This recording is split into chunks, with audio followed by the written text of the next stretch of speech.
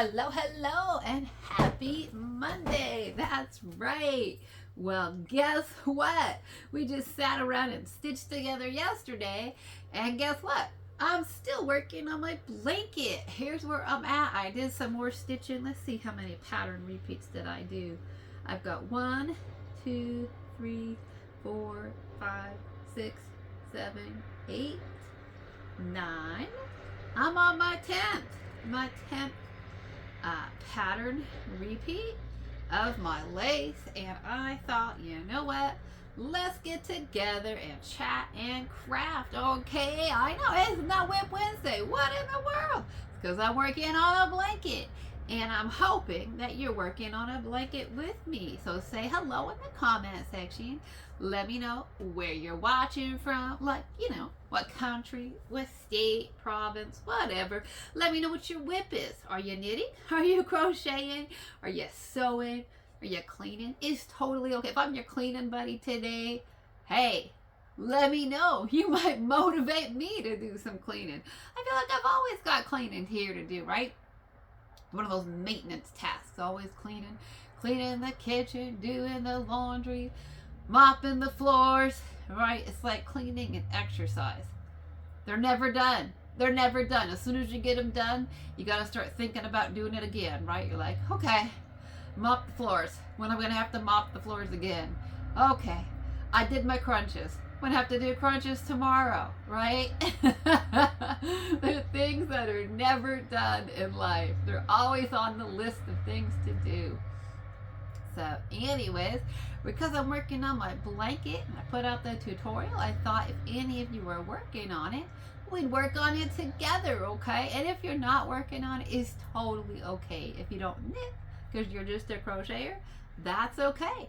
Or maybe you're just interested in knitting, but you're not there yet. You're like, I'm a spectator still to knitting. And if you're just a knitting spectator, that's all right too. You can hang out here. It's cool. Everybody's welcome here. So, anyways, happy Monday. When we do Whip Wednesdays where we craft together, and we do like our little Sundays sitting and stitching, and now I guess we gotta call it Mondays with May. How about that? You wanna do like Mondays with May, and when we can hang out and sit and stitch. If you want a crafting buddy, I know sometimes people just want a crafting buddy. Sometimes that's what I want on YouTube, right? From my YouTube people that I follow, I got different people on YouTube that I watch, and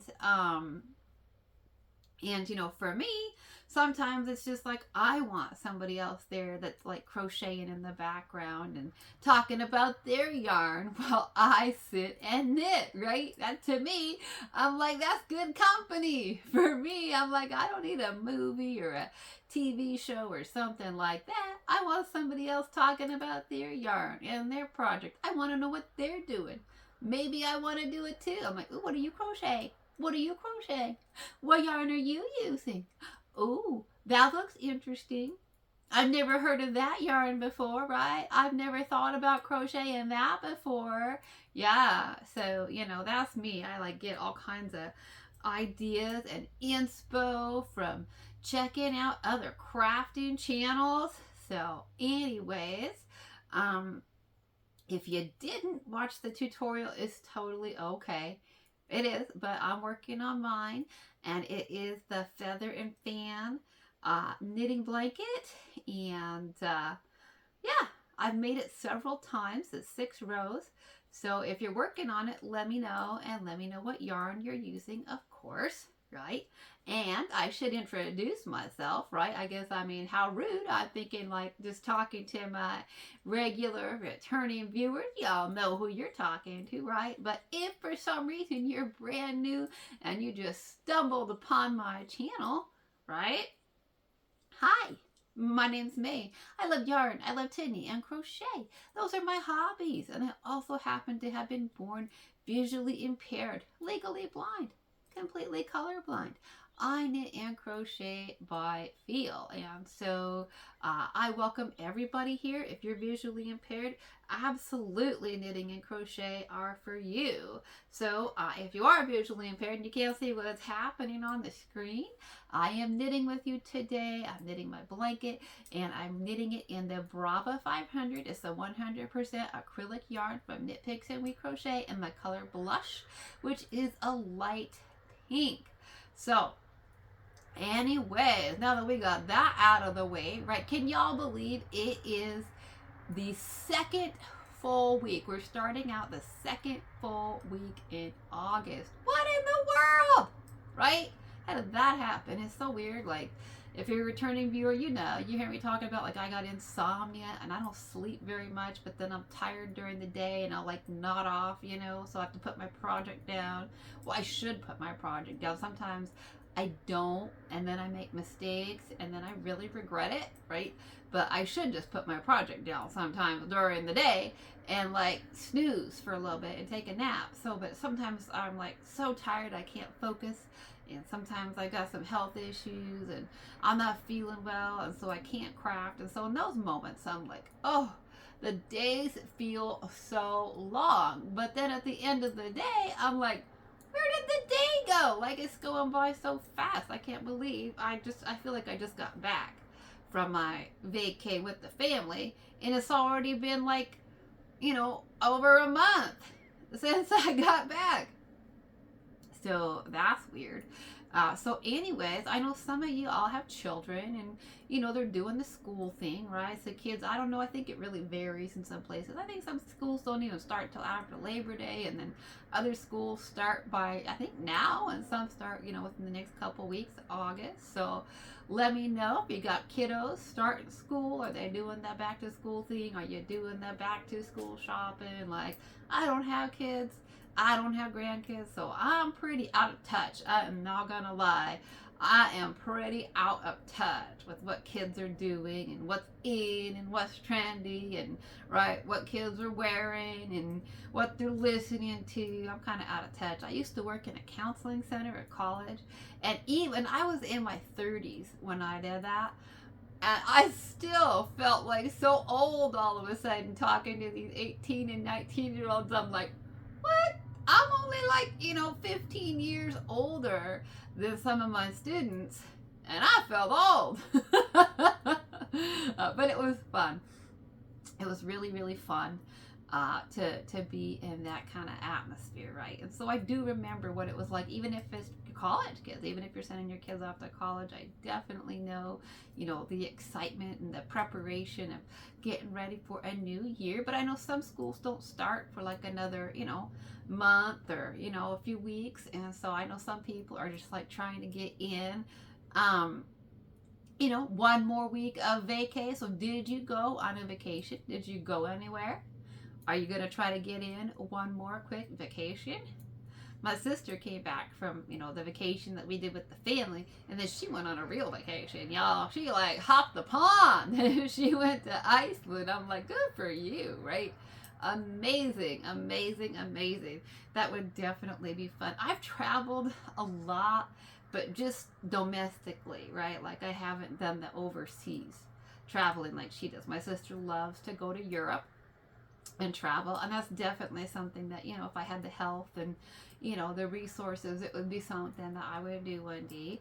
And I'm really happy that she's making that a priority. But I have traveled quite a bit in the country. I've traveled in Canada, and then, you know, I used to go to well, I've been all the way down. I live in Washington State, if you're new, but I've traveled all the way down to Florida. I did a cross-country drive back. I visited my sister on the East Coast. I've been, let's see, I'm trying to think. I've been, from the East Coast, I've been all the way to Florida, and I've been up through, like, New York, and I've been to Michigan, Wisconsin, Minnesota, like, all throughout the Midwest, you know.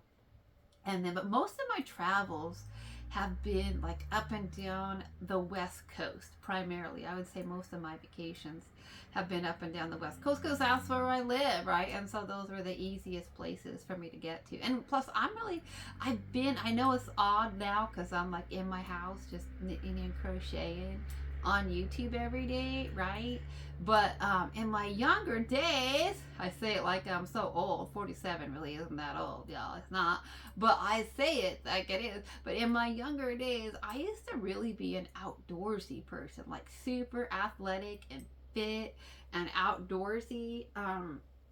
And so I used to do a lot of like beach trips, go on a lot of vacations to the beach up and down the coast. Cross country ski the mountains in the winter time.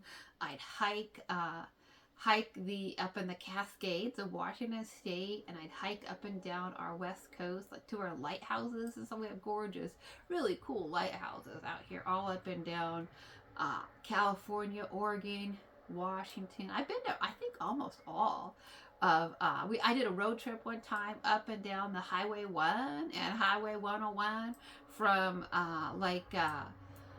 oh gosh, probably from like San Francisco north all the way up, to the point of Washington State up into Canada. And so, I've stopped and like camped at the beaches and hike the beaches and the coastal trail. We got gorgeous like coastal trails here. I've hiked the Columbia Gorge.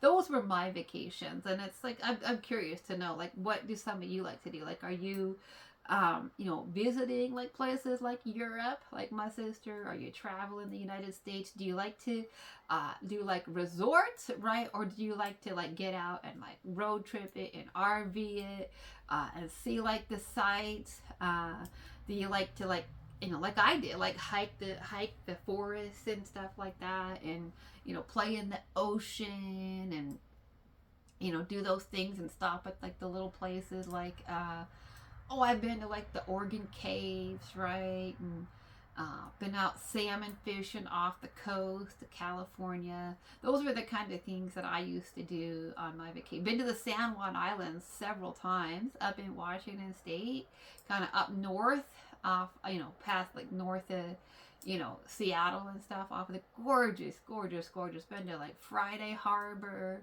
up in there. Just beautiful. So those were the kinds of things that I used to do, and they were like I was not wealthy at all, so couldn't afford like the luxury vacations, and I couldn't afford like the resorts and that kind of stuff. So I was always just kind of like looking for I love nature, and I always do, and I love animals and all that kind of stuff. So for me, those were really fun, like just going to the beaches and seeing, like, exploring like little beach towns, right? Like I'd go to Astoria, and I used to go to Cannon Beach off the Oregon coast all the time, over there, and Oceanside and Seaside all over there, Warrington,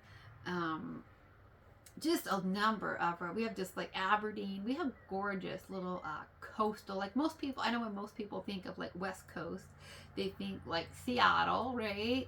And they think like San Francisco. And San Francisco is gorgeous, by the way. I loved San Francisco for years. I've been there, oh gosh, probably like 6 times.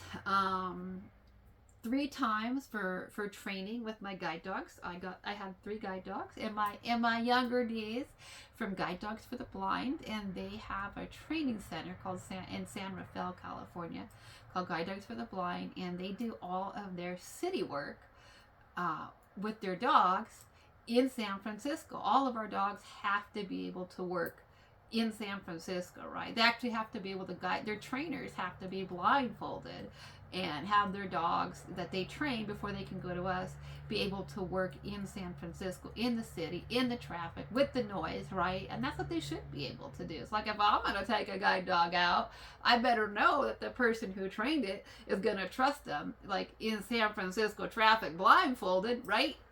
So all 3 of my guide dogs were trained down in San Francisco, because they had to make sure that their trainers could navigate those streets blindfolded with those dogs, and that all of my dogs knew how to handle, city traffic and city distractions and chaos, and learn to ride the bus and learn to ride the subways, and, all the things that you do in life, right?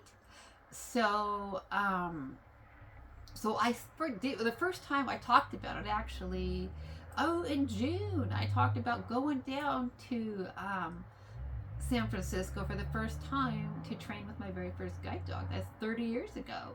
And so I talked about that in a video. I talked about that in July, not too long ago. Actually, our graduation is what I talked about. Um, and so that was the very first time that I'd ever been to San Francisco, and I loved it so much. I fell in love with the city of San Francisco. When I went down there to get my guide dog, I did fall in love with my guide dog. I did. Genevieve was like a whole new world for me. And that was my first time to be in San Francisco, was with Genevieve, was with my new guide dog, and we were like, walking fish. They took us to Fisherman's Wharf and Chinatown. Like, they took us to the busy places back then. Embarcadero Center. I don't think Guide Dogs for the Blind takes their training classes to Chinatown anymore. And it might just be because it's so busy and so hectic. And I don't even know if they still go to Fisherman's Wharf or not, honestly.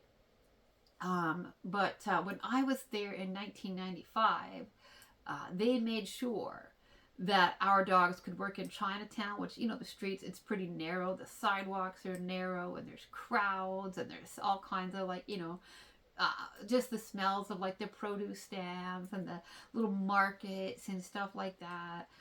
And then we had to work our dogs at Fisherman's Wharf, too. So, amongst the tourists, right, and in and out of the sales racks of all the stuff, all the merchandise that's out on the sidewalks to attract the tourists and, all of that.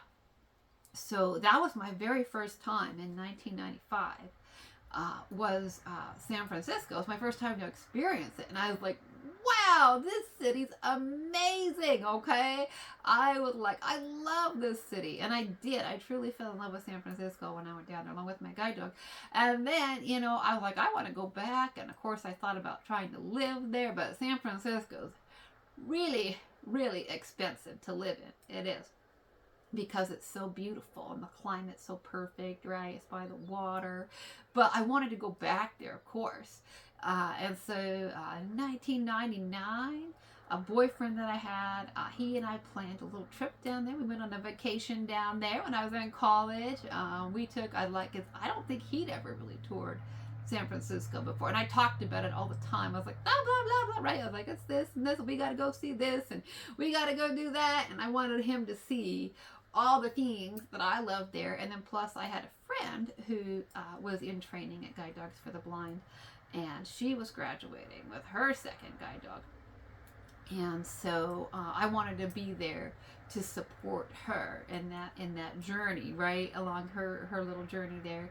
And so I was like, we got to go out in between my classes and my schooling and all that. So I was like, we got to go on vacation there. We got to go to her graduation and we got to go do this and so I wanted him to experience San Francisco in the way that I did. I wanted him to see the things that I saw, right, and to see what I loved. And so we planned that little vacation there. So we did that for 6 days. So I took him there. He took me. I mean, he paid for the flight and the travels and the hotel. I can't say he took me there, but I planned the trip. I'm like, okay, this is where we're gonna travel in. This is where we can go to. This is what I want you to see. And so I wanted him to experience that. And then I went back in 2001 to train with my second guide dog. And so, of course, I got to hang out in San Francisco again, right? We were there to train with their dogs, but they also, back when I trained there, they made sure that we had the opportunity to experience the city. And so, but now they've shortened up their training period. And so I don't know actually how much time they spend in San Francisco anymore. But so I did that, and then I went with another boyfriend that I was dating, and he and I also went down there and saw some of the other sites. And then I went back there again with my third, when I went and trained with my third guide dog, which when I train with the guide dog, by the way, I don't count that as a vacation by any means. It's not a vacation. It's work. You're working as soon as you get up at 6 o'clock in the morning. you're training and working with your dog, right? You got to take your dog out first thing in the morning at 6 o'clock in the morning, and you're training and you're working hard the whole time. But they do let you do some fun stuff with your dog because they want you to experience life with your guide dog, right? So, and then I went back to San Francisco, in 2008 for a dragon boat race. So I loved that city for a long time, and I always was like, yo, let's go to San Francisco and see all the things that I love there because the climate's so perfect and everything. Now, though, I haven't been there since 2008, but it used to be my favorite vacation spot. Besides, like going to the obviously because it's coastal, right? Like I love going to the beaches and exploring the little towns, and I love the coast and the smell of the ocean and the seafood and all of that. But San Francisco was like the things that I loved about the coast, but with cool shopping, right? Cool shopping and restaurants and fun sights to see. So it was like a nice mix. But I'll be honest with you, I haven't been back since '08, and I am not interested in going back right now. As much as I love the city, it's in decline, y'all. I am so sad about that. Every time I hear about it, I'm like, oh, that's sad. Like stores are closing, the downtown area is declining, and it's just got so many, of the problems of so many of our West Coast cities right now. It's just so sad. Like the drug epidemic and the homelessness, and it's got the West Coast city problems right now, and it's sad to me. It's heartbreaking. It's like I love, love, love the West Coast. I've traveled up and down the West Coast, been to all kinds of little beach towns and like sites, and I've hiked our coastal trails. I've hiked to almost all the lighthouses. Hiked a bunch of the beaches. The Olympic National Forest. I used to go there. I used to go to San Juan Islands for vacations, and I used to hike the Olympic National Forest for vacations. So I've done, so much. I've seen so much of our West Coast, and it doesn't get old to me. It's beautiful. If you haven't ever vacationed out onto the Washington West Coast, it's beautiful. Oh my gosh. We got the ocean and we got the trees, and I can't even see color, y'all. And it is like so green and lush, and our coastal forests, they're thick and full of ferns, and they're cool, and just like temperature wise, I mean, like they're nice and cool in there. And so, it's just beautiful. I have no idea how many of you have ever visited. And I don't even live like near the coast anymore. Washington's a big state, y'all. It is. It's a big state. And so I'm over in Eastern Washington. So I am several hours. I'm several hours now from our coast. And so I'm probably like more than 6 hours now from the ocean. Something like that with traffic, all that. So I haven't been over there in years since I left. Well, I can't say since I left Portland, but I haven't spent much time over there. I've been over there. I can't say that, but it's been like 10 years probably since I've been over there. I've been to Olympia to take my my state exam, right, for my state licensing exam. My state jurisprudence exam to become a licensed psychologist in the state of Washington. So I've been to Olympia for that, and went over to Ballard for some fundraisers and that kind of thing. So I can't say I haven't been back, to the west side of my state, but it's like two different places. If you're not from Washington State, you might not know that, but it's literally like everybody thinks that we're just like one big state. It's very, very different. Like geographically, the east side and the west side are different. Climate-wise is different. Just like culture-wise, like the people, very urban versus like we're, pretty country out here. So we're actually like just totally different cultures and different populations and different climates, and it's interesting. It really is how we're all one big beautiful state, but at the same time, it's very, very diverse in terms of climate, in terms of geography, in terms of culture, in terms of politics, in terms of like, just sort of like the city versus, rural kind of areas. So I can't say I haven't been over there, but it's been like 10 years or something since I've been over there. But those were the places that I used to travel to in the summertime. Was mostly sticking to the West Coast. Like I've done lots of adventuring in Canada, and a few adventures to the Midwest a couple of times. New York City and Florida, that kind of area. But that's mostly been the extent of my travels and my vacations and my life. But I'd love to hear from you all. Like, what kind of vacations did you go on this summer? Are you trying to get in one more before kids start in school? Are you getting more family time? Or if you don't have kids, I know for people whose kids are grown or whose kids are in college, they're like waiting. If your kids are in college, a lot of people kind of wait to go on vacation after that. Like they might do something with their kids, while they're home for the summer. But then the parents are like, I'll wait until September to go on vacation, just because, like rates are cheaper, right? It's cheaper to travel, and hotels are cheaper, and tourist sites aren't as expensive. And, so, and there's still really, really nice weather. I'd say the first,